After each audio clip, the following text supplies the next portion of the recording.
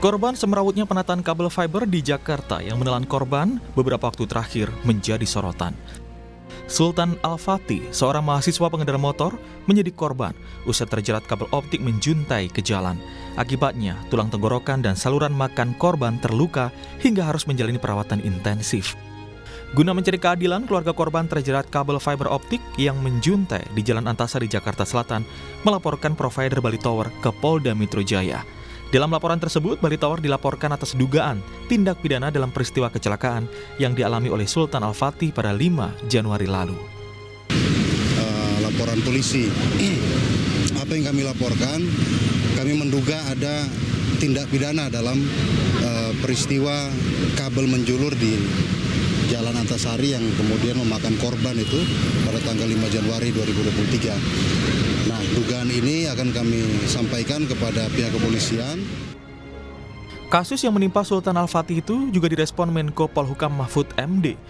Usai menjenguk korban, Mahfud meminta pemilik kabel fiber optik PT Bali Tower melakukan pendekatan secara manusiawi kepada korban dan keluarga. Pihak yang dalam tanda petik bertanggung jawab seperti Tower Bali atau Bali Tower itu supaya melakukan pendekatan yang lebih Indonesiawi dan manusiawi gitu. Tidak terlalu formalistik semata, lalu bicara lewat pengacara dengan sangat defensif dan sebagainya. Tidak usah selesaikan baik-baik. Tidak hanya Sultan Al-Fatih, kabel menjuntai ke jalan juga menjerat seorang pengendara ojek daring hingga tewas. Sementara di Jalan AKS Tubun Palmerah, Jakarta Barat, 2 kabel udara yang melintang di atas jalan terputus.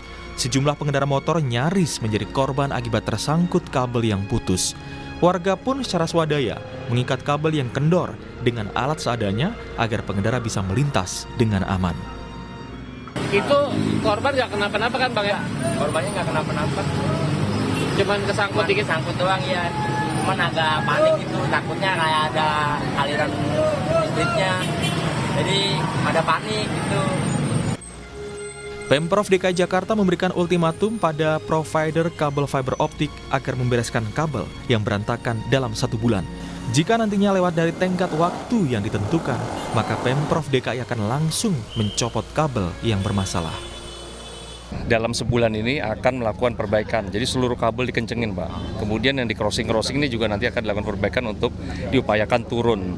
Tapi minimal itu ditarik lebih kencang. Nanti kalau sebulan lewat ternyata tidak dieksekusi, nanti baru Pemprov yang akan eksekusi. Sanksinya apa Pak? Copot semua langsung apa gimana? Kalau sebulan lewat, gunting. Masalah kabel fiber yang semerawut dan menimbulkan korban nyawa tidak bisa dianggap remeh. Butuh ketegasan dari pemerintah dan pihak yang bertanggung jawab atas kejadian yang ada, sehingga diharapkan tidak ada lagi jatuhnya korban akibat terjerat kabel di jalan raya. Tim Liputan, Kompas TV. Saudara, hingga kini belum ada solusi yang jelas terkait dengan munculnya korban akibat terjerat kabel fiber optik di jalan raya. Pemerintah meminta antara perusahaan dan juga keluarga korban menggelar mediasi yang mengutamakan kemanusiaan. Bagaimana kelanjutan keluarga korban jeratan kabel mencari keadilan dan bagaimana pula seharusnya penataan kabel fiber di ibu kota. Pagi ini akan kita bahas dengan sejumlah narasumber saudara melalui daring, diantaranya ada kuasa hukum keluarga korban jeratan kabel Sultan Al-Fatih, yaitu Tegar Petuhena, dan juga pakar tata kota Universitas Trisakti ada Nirwono Yoga. Selamat pagi Pak Tegar dan juga Pak Yoga. Selamat pagi Mas Gali. Selamat pagi, sebenarnya kami juga berusaha untuk menghubungi kuasa hukum dari perusahaan Bali Tower. Ada Pak Mahdir Ismail, namun yang bersangkutan berhalangan hadir. Namun gak apa-apa, kita akan membahasnya berdua kali ini Pak. Saya langsung ke Pak Tegar. Pak Tegar, sebelumnya saya turut prihatin atas apa yang terjadi terhadap Sultan ini Pak. Sampai saat ini Sultan bagaimana kondisinya? Ini sudah dipindah di Rumah Sakit Polri Kramat Jati ya Pak? Ya, Sultan sudah dirawat di Rumah Sakit Polri Kramat Jati dengan fasilitasi penuh dari Bapak Kapolri dan institusi Polri. Terus dalam 1 minggu ke belakang ini kan dilakukan memenuhi nutrisinya yang kurang-kurang karena terakhir ternyata pada saat dirawat di rumah karena kurang asupan, livernya kena, ada kandungan SGOP-nya tinggi begitu, terdiagnosis lagi hepatitis C. Jadi sedang fokus di situ para dokter dan alhamdulillah terakhir kabarnya berat badannya sudah mulai naik, kemudian kandungan SGOP-nya juga sudah turun, dan pelan-pelan sekarang mulai memeriksa dan mencari solusi soal kondisi tenggorokannya, begitu. Artinya kondisinya sudah mulai mengalami perbaikan seperti itu ya Pak, tapi masih belum bisa untuk mengkonsumsi makanan Pak? Belum bisa, jadi itu saraf untuk menelannya rusak, kemudian saluran tenggorokannya juga berantakan, kemudian pita suaranya juga rusak, jadi tidak bisa bicara, tidak bisa makan, tidak bisa minum, tidak bisa bernapas, sehingga harus dilubangi tenggorokannya. Kemungkinan, saya tidak tahu nanti akan ada pemberitahuan resmi dari dokter, tapi sampai sejauh ini sih, apa yang disampaikan dokter, sepertinya tidak bisa sempurna seluruhnya. Ada beberapa hal yang mungkin akan dikorbankan, itu akan tidak akan sempurna seumur hidupnya, gitu. Pak Tegar, terkait dengan peristiwa yang dialami oleh Sultan ini, kemarin terakhir pihak dari keluarga korban ini akhirnya memutuskan untuk melaporkan ke polisi. Apa sebabnya Pak? Apakah mediasi sebelumnya tidak tercapai kesepakatan atau seperti apa? Atau malah belum terjadi mediasi itu?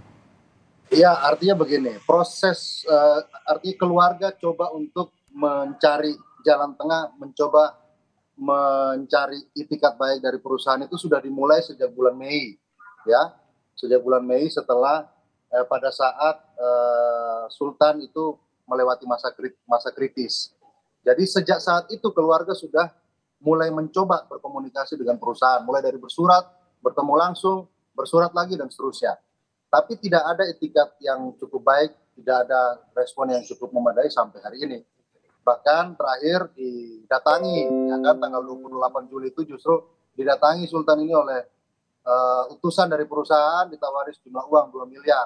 Ini kan persis seperti Bapak, Anda misalnya nabrak ayam di jalan, kemudian nyari pemiliknya, datang ke rumahnya, ini saya ganti, harga ayamnya berapa, saya ganti sekian. Persis treatment yang diberikan oleh, yang ditunjukkan oleh, dan yang dilakukan oleh Bali Tower terhadap keluarga itu persis seolah-olah kayak ini yang kecelakaan itu anak ayam bukan anak manusia. Nah, oleh karena itulah kemudian ada langkah-langkah yang lebih serius dari keluarga. Setelah menunggu sekian lama itikat baik dalam bentuk mediasi ataupun apapun itu dari pihak perusahaan, tapi tidak kunjung terjadi. Bahkan terakhir setelah Menko Polhukam hadir dan menjenguk Sultan, setelah itu dan bahkan sudah dihimbau juga kepada Bali Tower untuk mengedepankan langkah-langkah manusiawi. Setelah itu tidak ada respon, tidak ada dari Bali Tower yang mencoba untuk menghubungi keluarga dan bicara secara kekeluargaan, tidak ada. Sehingga pada hari Rabu kemarin keluarga akhirnya memutuskan oke, kita harus membuat laporan polisi. Tujuannya yang pertama tentu untuk mencari pertanggungjawaban perusahaan terhadap apa yang sudah menimpa Sultan Al-Fatih. Tapi tujuan yang lebih dari itu, sebenarnya keluarga dan juga Sultan bahkan bicara sama saya, dia menginginkan supaya tidak ada lagi korban seperti dirinya.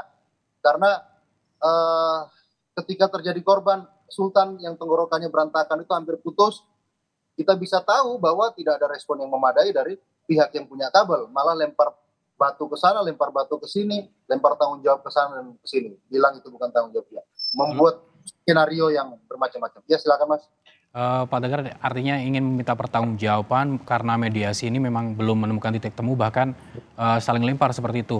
Saya sebelum melanjutkan pertanyaan ke Pak Tegar, saya akan ke Pak Nirwono Yoga dulu sebagai pengamat tata kota. Pak, Anda melihat peristiwa ini seperti apa Pak? Sebetulnya siapa yang harus bertanggung jawab ketika terjadi peristiwa, ada kecelakaan ataupun korban pengendara motor ini terjerat kabel hingga mengalami kondisi yang tidak normal Pak? Ya, betul. Terima kasih Mas Gali. Ya, dari kami ada 3 catatan ini mungkin ya. Yang pertama tentu kita sangat prihatin dengan kondisi Mas Sultan dan kita berharap supaya ada kesembuhan cepat dan penanganan kesehatan yang menurut saya menjadi prioritas utama bagi kesehatan Mas Sultan ya.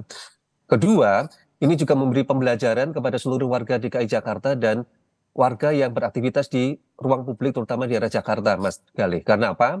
Dengan kondisi kabel-kabel yang masih bergelantungan seperti sekarang ya, maka bisa dikatakan seluruh wilayah DKI Jakarta ini sebenarnya sangat berbahaya bagi warga beraktivitas ya. Kita sangat mudah melihat di sekeliling kita dari rumah ke tempat tujuan kerja, sekolah misalnya ya, atau kantor, kabel-kabel ini masih dalam kondisi bergelantungan ya. Bahkan ada yang tidak lebih dari 1 meter dari trotoar ya.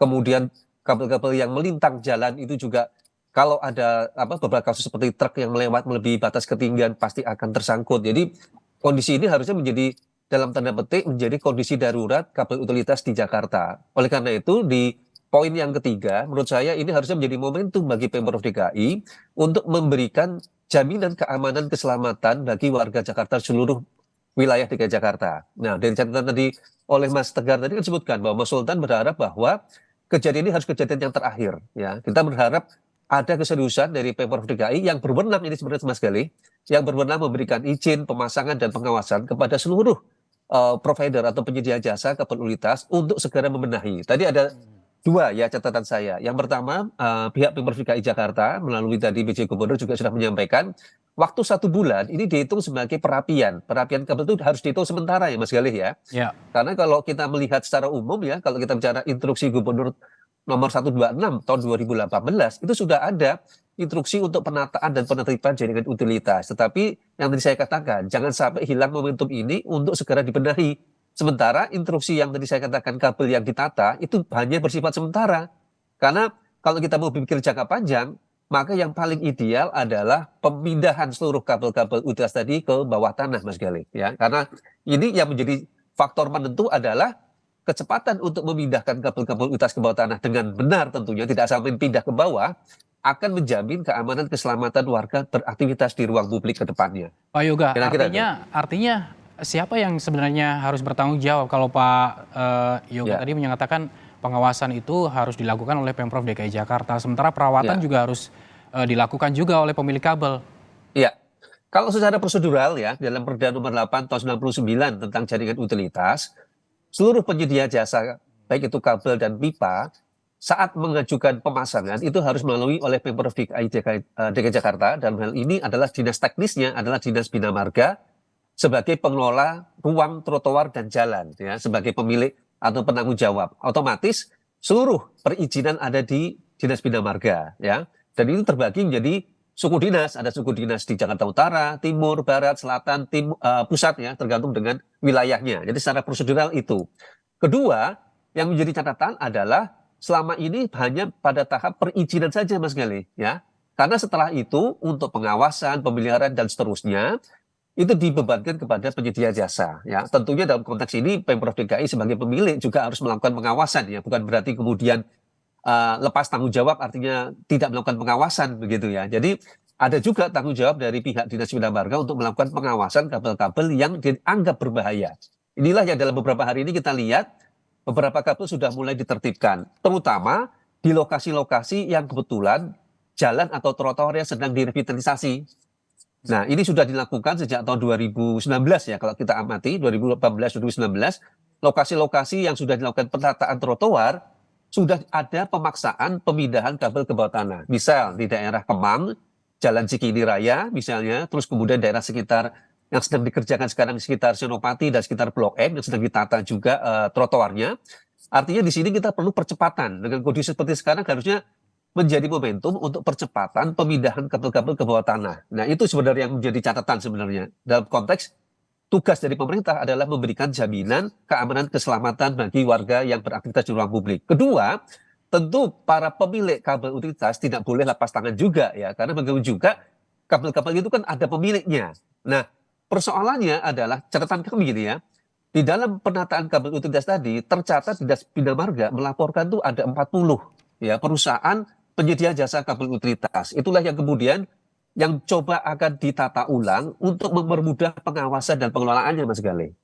Nah, salah satunya yang sejak 2019 diajukan kepada DPRD yaitu Raperda Sarana Jaringan Utilitas Terpadu yang per Maret 2023 itu secara teknis sudah disetujui oleh DPRD, disetujui oleh penyedia jasa untuk segera matangkan ya, terutama untuk dalam tanda petik kewajiban pemindahan kabel tadi ke bawah tanah, kemudian penerapan sanksi bagi yang tidak mematuhi, dan yang ketiga adalah pengenaan restribusi daerah nanti dalam hal pengawasan, pemeliharaan, dan perawatan kabel-kabel UTS ke depannya. Gitu, Artinya Mas begini Giri. Pak, artinya begini Pak Yoga, pemerintah provinsi ini, Pemprov DKI Jakarta terutama ini juga harus mendorong pemilik kabel untuk bertanggung jawab atas apa yang terjadi terhadap Sultan. Saya ke Pak Tegar. Ya. Pak Tegar, waktu melaporkan pihak Bali Tower Pak ke Polda Metro Jaya, ini bukti apa saja yang dibawa Pak? Banyak. Foto, video kami punya, keterangan dari warga kami punya, itu semua kami sampaikan. Intinya begini saya mau bilang, kami menduga keras, menduga kuat bahwa ada kelalaian dalam proses ini. Jadi Bali Tower itu lalai, dia nggak bisa bilang kalau dia nggak lalai. Saya kan sudah sampaikan, lalai dalam hukum itu cuma ada dua, lalai dan sengaja. Kalau dia bilang dia nggak lalai, berarti dia sengaja naruh kabel melintang di tengah jalan sampai orang terjerat. Tadi disinggung soal Perda nomor 8 tahun 99. Di situ jelas kok aturannya. Kabel itu nggak boleh cross the way, nggak boleh crossway di atas, nggak boleh melintang di atas jalan, harus di bawah tanah. Yang terjadi adalah perusahaan sekelas Bali Tower itu kabel fiber optiknya masih melintang di jalan. Dan kami dapat informasi juga bahwa itu bukan pada malam itu baru menjulur ke bawah, ya. Menjulurnya sudah mulai bengkok itu tiang dan mulai menjulur itu kabel itu sejak 2 hari sebelumnya. Bahkan warga sudah sempat memperbaiki dengan pasang tali apa segala macam 2 hari sebelum kejadian. Nah, tiba-tiba Bali Tower tampil dan bikin video animasi, bikin imajinasi dan fantasi yang dipaksakan kepada publik seolah-olah ada truk yang melintas sebelumnya. Itu nggak ada, saya pastikan, ya kan? Saya bisa salah kalau kemudian dibuka CCTV. Makanya saya tantang bolak-balik kepada Bali Tower supaya buka CCTV-nya. Di lokasi kejadian itu ada 3 CCTV, ya. Dan itu 3-3-nya milik Bali Tower. Ketika itu diminta oleh keluarga, apa kata Bali Tower? Ada yang bilang ya, dari pihak Bali Tower ini juga berubah-ubah. Ada yang bilang itu 3 bulan sejak kejadian, memorinya durasinya hanya 3 bulan. Lewat dari 3 bulan akan otomatis ke-delete. Kemudian ada lagi yang bilang itu durasinya hanya 4 jam. Ini perusahaan telekomunikasi model apa yang CCTV-nya itu hanya 4 jam bertahan gitu loh. Kalau ada kejadian apa-apa. Pak Tegar, sebelum melanjutkan, kami juga akan menayangkan bagaimana kronologi versi dari pihak PT Bali Tower kepada Anda dan juga Pak Yoga, supaya kita bisa tahu semuanya seperti apa sebetulnya kronologi versi dari PT Bali Tower animasinya. Nah ini sesuai dengan kronologi versi Bali Tower ya Pak, bahwa kabel itu sebetulnya sudah dilakukan perawatan pada Desember. Lalu pada saat kejadian atau bulan Januari itu kabel akhirnya tertabrak kendaraan truk yang melebihi kapasitas atau ketinggiannya melebihi, lalu selanjutnya ada mobil SUV berwarna putih menabrak kabel hingga akhirnya mengenai korban. Seperti ini kronologinya Pak. Gimana Pak Tegar menurut Anda? Nah, pertama soal truknya ya. Truknya itu dikatakan tadi ketinggiannya kalau dalam rilisnya Bali Tower itu detail kok. Dia bilang 5,5 meter. Ya kan? Jadi tinggi truk itu tinggi truknya 5,5 meter. Tinggi kabel menjuntainya juga 5,5 meter. Menurut pertanyaan saya, truk apa yang 5,5 meter? Itu truk tumpuk berapa? Ya kan, truk kontainer misalnya. Atau truk yang itu jalan. Kemudian yang kedua, jalan yang menuju yang di tempat kejadian itu kan jalan yang mengarah ke kota, ke dalam kota. Apa ada truk yang diperbolehkan lewat situ? Apa ada, kita pernah lihat, ya kan? Dan di depannya dan di belakang itu juga banyak kabel yang ketinggiannya sama. Kok cuma satu kabel ini yang rusak, kabel-kabel yang di depannya nggak rusak? Itu pertama. Kemudian kedua, dasar dari pembuatan video animasi ini apa? Yang pasti bukan CCTV, karena CCTV itu pernah dibuka, tidak pernah mau dipublikasikan, tidak mau dibagi dengan kami pihak keluarga. Nah, saya mau bilang begini, bahwa apa yang dilakukan oleh Bali Tower, dia sudah tahu beberapa jam setelah kejadian sudah ada sinyal yang terkirim dari TKP ke sistem pusatnya Bali Tower. Ketika kabel itu terputus, itu sudah ada otomatis sinyal yang masuk ke sistem Bali Tower. Besoknya itu ada petugas yang datang dari Bali Tower dan memperbaiki itu semua. Pertanyaan saya, kemudian fakta berikutnya, ketika petugas datang yang ditemukan yang pertama kabelnya putus dan tiangnya bengkok. Pertanyaan saya adalah, kenapa Bali Tower setelah melihat kabelnya putus dan tiangnya bengkok tidak coba mencari tahu apa penyebabnya. Itu berlangsung lama. Dia tidak mencari tahu itu sampai di bulan Mei. Dan itu ada kok dalam rilisnya. Jadi dari bulan Januari sampai bulan Mei, mereka tenang-tenang aja, tidak mencari tahu apa sebab putusnya kabel dan bengkoknya tiang itu, sampai kemudian ada surat atau ada upaya dari keluarga untuk menemui pihak Bali Tower. Perusahaan sekelas Bali Tower, ya kan, ketika dia tahu ada kecelakaan, dia datang, ketika dia tahu kabelnya putus, dia datang, dia lihat tiangnya bengkok, kemudian tidak coba mencari tahu. Ini kan aneh menurut saya. Kemudian CCTV setelah itu terhapus rekamannya, tiga-tiganya, gitu loh. Ini juga aneh menurut saya. Ya mirip-mirip dengan kasus sebelumnya lah. Ada upaya-upaya untuk mengaburkan fakta. Ditambah lagi di ujungnya, membuat cerita, membuat skenario dengan animasi 3 dimensi, ditampilkan ke publik dengan berbagai macam narasi. Ini seolah-olah pengen mengaburkan fakta yang sebenarnya. Faktanya, menurut kami menduga betul bahwa memang ini ada kelalaian. Dan ini ada tindak pidana. Jadi PT Bali Tower harus tanggung jawab. Terserah nanti dia mau tunjuk siapa yang tanggung jawab. OB-nya pun silakan. Gitu loh. Pak Tegar, sebelum kita melanjutkan tadi Pak Tegar juga sempat membawa bukti CCTV ke Polda. Namun Pak Tegar juga menyampaikan ada CCTV yang dihapus seperti itu. Namun jangan dijawab dulu Pak. Kita akan jeda dulu. Kita lanjutkan usai jeda ya Pak. Tetap di Sapa Indonesia Pagi. Saya akan kembali menanyakan kepada Pak Tegar terlebih dahulu. Pak Tegar, tadi kan sudah saya tampilkan kronologi animasi ini versi dari PT Bali Tower. Namun Anda juga menyebutkan bahwa CCTV harus dibuka. Tapi CCTV yang Anda maksud ini CCTV yang mana? Karena Anda juga mengatakan bahwa CCTV di lokasi tersebut sudah dihapus. Tahu dari mana Anda sudah dihapus, Pak Tegar? Ya, nah CCTV itu pertama itu CCTV di lokasi dan itu miliknya Bali Tower. Kami punya fotonya, kelihatan nggak? Coba ditujukan ke kameranya Zoom, Pak. Boleh, Pak? Oke. Ini CCTV terkait apa, Pak? Ini CCTV yang ada di lokasi kejadian itu di tiangnya Bali Tower. Ya. Ini pasca kejadian ya? Sebelum kejadian juga sudah ada, tapi foto ini sudah kejadian. Nah, dan ini juga dikonfirmasi juga kok oleh pihak Bali Tower bahwa betul memang ada CCTV di sana. Kenapa saya tahu itu dihapus? Itu keterangan dari pihak Bali Tower, walaupun bukan BOD-nya ya, itu keterangan dari pihak Bali Tower kepada orang tua dari Sultan. Pada saat ketika orang tua Sultan ini datang dan mencari informasi dan mengkonfirmasi banyak hal termasuk bagaimana dengan CCTV-nya. Yang disampaikan adalah itu sudah auto delete karena sistem mereka 3 bulan otomatis dihapus. Nah ini yang buat kami juga agak janggal ya, karena sehari setelah kejadian itu ada petugas yang datang dan tahu itu ada kabel yang putus, ada tiang yang bengkok. Kenapa dia tidak mencari penyebabnya? Kan mudah saja kalau memang tidak lalai ya, dia akan mencari penyebabnya, kenapa putus, kenapa itu tiang bengkok. Caranya gimana? Tinggal di playback CCTV-nya. Yang saya tunjukkan tadi itu CCTV yang ada di tower, di tiang kabel yang menjulur itu gitu loh. Jadi itu berarti mengarah ke kabel yang menjuntai itu, Pak? Mengarah ke kabel yang menjuntai dan mungkin spot-spot di samping kanan kirinya. Saya tidak tahu karena kita tidak pernah ditunjukkan itu. Yang kita tahu ada CCTV di sana. Dan baik, itu posisinya tidak berubah sejak kejadian. Gitu. Saya ke Pak Nirwono Yoga. Pak, ya, kalau melihat kronologi versi dari Bali Tower tadi, animasinya, itu kan kabelnya menjuntai sampai 5,5 meter, lalu ada kendaraan yang lewat, yang melebihi batas ketinggian seperti itu ya Pak? Iya. Itu sebetulnya aturannya seperti apa Pak untuk perawatan kabel dan ketinggian kabelnya itu harusnya seperti apa sih Pak?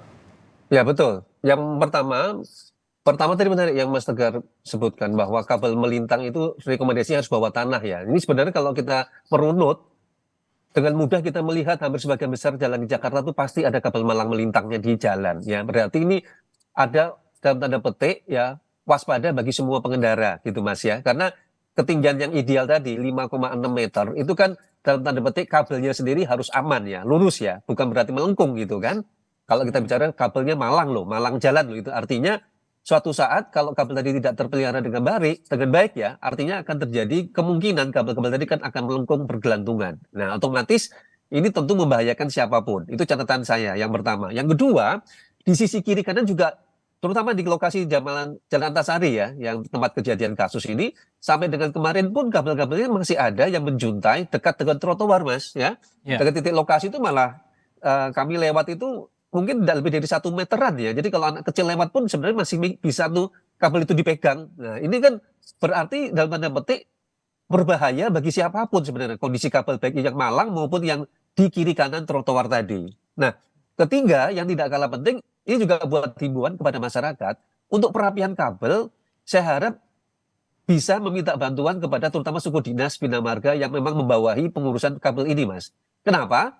Kalau masyarakat yang kemudian berinisiatif merapikan kabel tadi, tentu bagus ya. Tetapi jangan lupa, kabel-kabel ini kan sebenarnya kabel-kabel yang berbahaya ya. Tidak boleh sembarangan orang juga mengikat itu. Nanti jangan sampai ada korban, jatuh korban hanya gara-gara tadi berniat untuk merapikan tadi kabel tadi, Mas. Karena kalau lihat dari kondisi sekarang memang sangat mengkhawatirkan. Ini catatan saya yang perlunya segera diperhatikan oleh masyarakat supaya kita juga segera berhati-hati sambil kita mengharapkan supaya perapian segera dilakukan. Kira-kira itu, Mas Galih. Jadi kalau semisal kita mengetahui ada kabel yang menjuntai, baik itu melintang di jalan menjuntai, lalu di trotoar juga ada yang menjuntai sampai membahayakan itu, kita lapornya bukan ke pemilik kabel ya Pak untuk memperbaiki?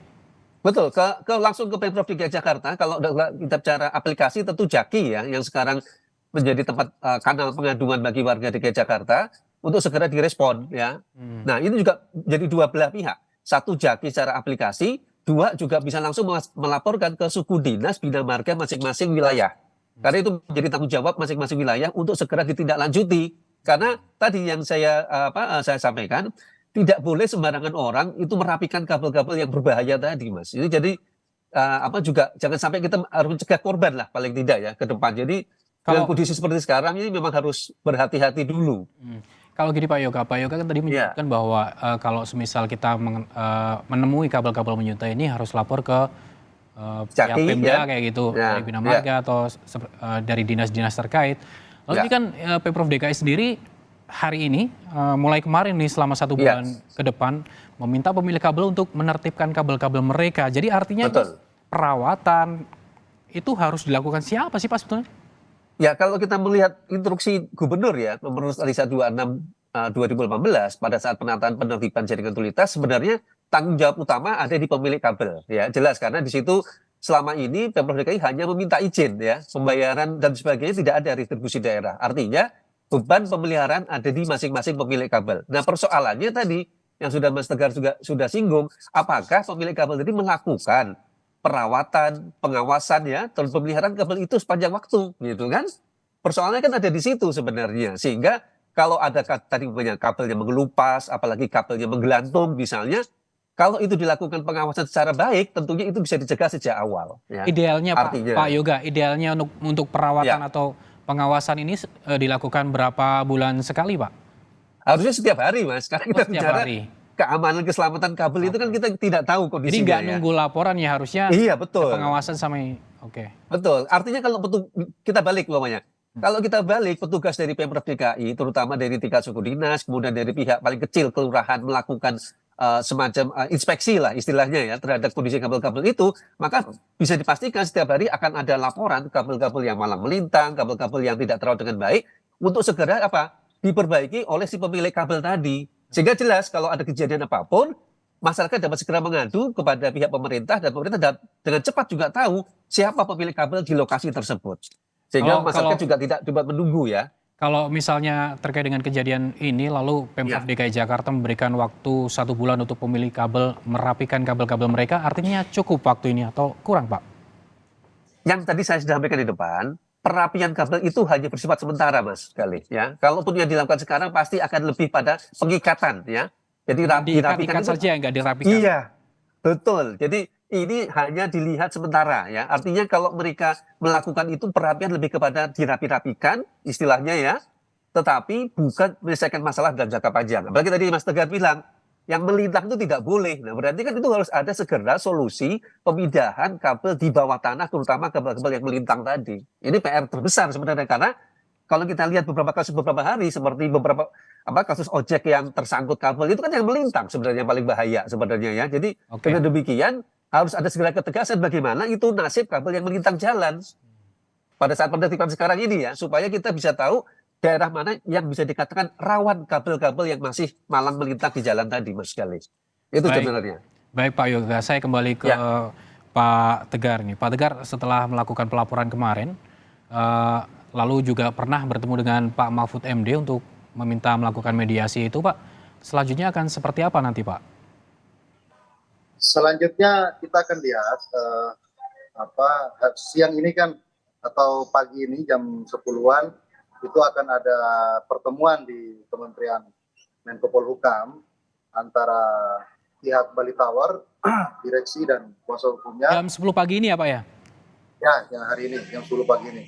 Itu akan ada pertemuan di Polhukam, nanti kita lihat hasilnya seperti apa, tapi pada intinya dari pihak keluarga punya beberapa catatan terhadap masalah ini, bukan hanya soal bagaimana penyembuhan dari Ananda Sultan.